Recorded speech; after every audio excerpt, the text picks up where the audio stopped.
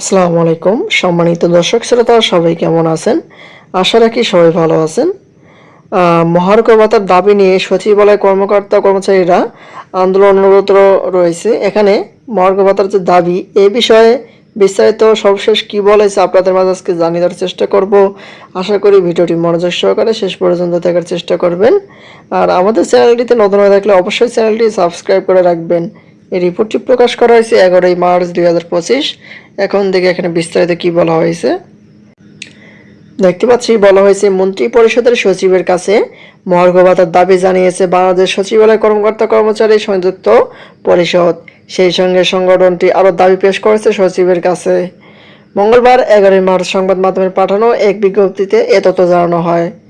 বিজ্ঞপ্তিতে বলা হয় বাংলাদেশ সচিবালয় কর্মকর্তা কর্মচারী সংযুক্ত পরিষদের পক্ষ থেকে মঙ্গলবার সকালে মন্ত্রী পরিষদ সচিবের সঙ্গে কিছু দাবি বাস্তবায়নের বিষয়ে আলোচনা করা হয়।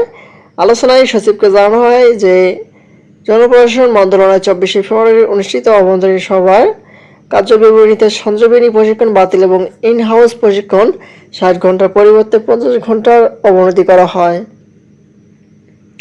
সচিবালয় সব কর্মকর্তা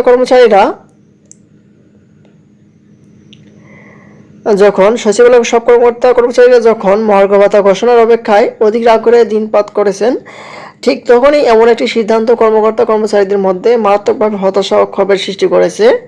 বিষয়টি শীঘ্রই পুনর্বহালের জন্য মন্ত্রী পরিষদের সচিবের একান্ত সহযোগিতা ও হস্তক্ষেপ কামনা করা হয়। আলোচনার সচিব আশ্বস্ত করেন যে সঞ্জীবনী ইনহাউস প্রশিক্ষণের বিষয়টি তিনি বিবেচনা করবেন।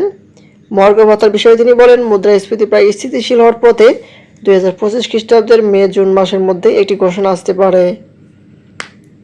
এই হলো মহার্ঘ ভাতার সর্বশেষ আপডেট।